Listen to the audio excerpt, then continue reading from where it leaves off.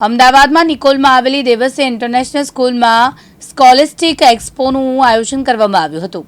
અમદાવાદના નિકોલમાં આવેલ દેવસ્ય ઇન્ટરનેશનલ સ્કૂલના વિદ્યાર્થીઓ દ્વારા સાયન્સ, મેથ્સ જેવા વિષયોનો ક્લાસરૂમમાં તો અભ્યાસ કરતા હોય છે, પરંતુ તેનું લોકો સામે પ્રેઝન્ટેશન કેવી રીતે કરવું તેનું જ્ઞાન નથી હોતું। તેના કારણે આ કાર્યક્રમનું આયોજન કરવામાં આવ્યું હતું। અભ્યાસની સાથે સાથે વિદ્યાર્થીઓ માટે કયો સ્કિલ ડેવલપમેન્ટ થાય તે માટેનું શાળા દ્વારા અનોખો પ્રયાસ હાથ ધરવામાં આવ્યો હતો।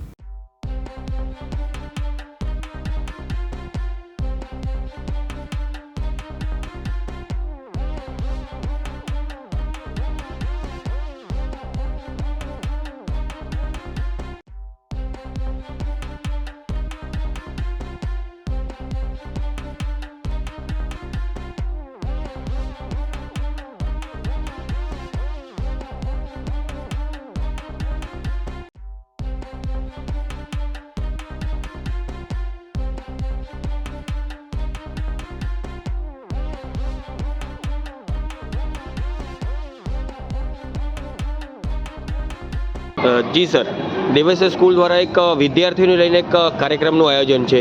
આપ દરેક ક્લાસની વિઝિટ રૂમ લઈને કેવું લાગ્યું? અમદાવાદમાં નિકોલ વિસ્તારમાં દેવસ્ય નામની એક શૈક્ષણિક સંસ્થા ભારતીય સંસ્કૃતિના દરેક પર્યાયને અનુરૂપ જ્ઞાન પીરસતી એક અગ્રેસર સંસ્થા છે।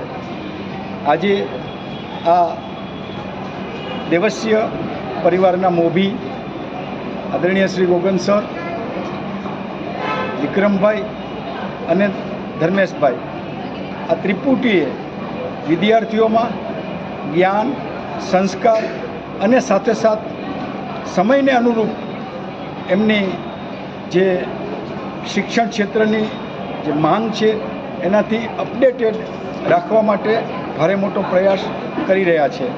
આજે અહીં અમે સૌ આ દેવસ્ય કાર્નિવલનો એક આબેહૂબ કાર્યક્રમ હતો। આપ જોઈ શકો છો કે અહીં ભારત ખડું કરવામાં આવ્યું છે।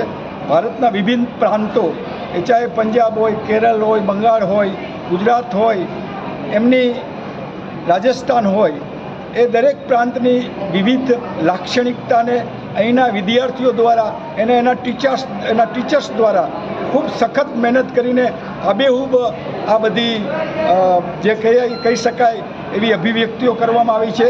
અહીં એક પ્રયાગરાજમાં જેમ કુંભ મેળો ચાલે છે એવો કુંભ મેળો અહીં પણ એક આબેહૂબ ખડો કરવામાં આવ્યો છે, એ પણ આપ જોઈ શકો છો।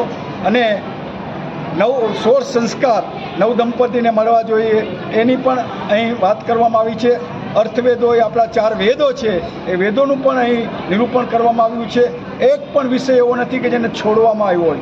આ દેવસ્ય શૈક્ષણિક સંસ્થા દ્વારા વિદ્યાર્થીઓમાં અનેક પ્રકારનું જ્ઞાન અને આપણી જે ભારતીય સંસ્કૃતિ છે એની જે પરંપરા છે એને સાચા અર્થમાં ચરિતાર્થ કરવા માટે ખાસ તો આ શૈક્ષણિક સંસ્થાની બહેનો, ટીચર્સ, સ્ટાફ, એને હું ખૂબ અભિનંદન આપું છું કે તમે વિદ્યાર્થીઓને સાચા અર્થમાં એક જે જીવનને આગળ ધપાવવા માટેના સંસ્કાર રેડી રહ્યા છો। એ જ રીતે સંસ્થાના સુકાનીઓ ગોગન સર, વિક્રમભાઈ અને ધર્મેશભાઈને પણ મારા કોટી વંદન। સર, સ્કૂલ દ્વારા એક સાંસ્કૃતિક પ્રયોગનું આયોજન છે, શું કહેશો? આજરોજ દેવસ્ય સ્કૂલના આંગણે દેવસ્ય કાર્નિવલનો કાર્યક્રમ માનનીય અમારા પૂર્વ મંત્રી શ્રી આદરણીય બ્રિજેશભાઈ મેરજા અને અમારા ધારાસભ્ય શ્રી હસમુખભાઈ અને અન્ય કોર્પોરેટરશ્રીના હસ્તે આજના કાર્યક્રમનો શુભારંભ થયો છે। ખાસ કરીને વિદ્યાર્થીઓ રૂટીન જે ક્લાસરૂમમાં ભણતા હોય એ 2-3 દિવસથી ભણવાનું બંધ છે અને બાળકોને અલગ વિષય ઉપર એમને મોડલ્સ બનાવે છે અને એ વિષય અંતર્ગત એ લોકો ઘણી બધી ચર્ચાઓ કરે છે અને એનું પ્રેઝન્ટેશન તૈયાર કરે છે। એટલે ખૂબ સરસ રીતે બધા જ વિષય ઉપરાંત સામાન્ય રીતે અત્યારે મહાકુંભ ચાલે છે તો મહાકુંભનું પણ એક સરસ મજાની કૃતિ બાળકો દ્વારા તૈયાર થઈ છે।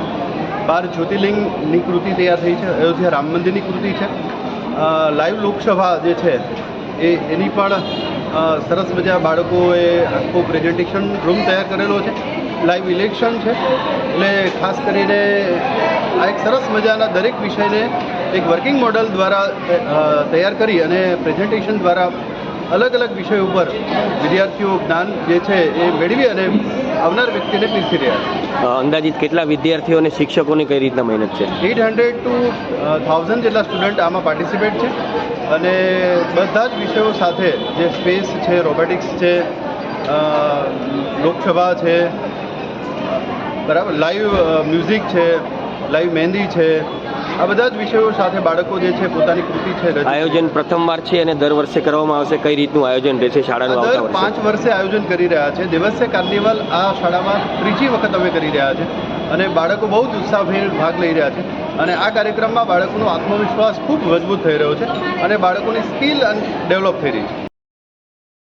ચિરાગ પાટડિયા, દિવ્યાંગ ન્યૂઝ, અમદાવાદ.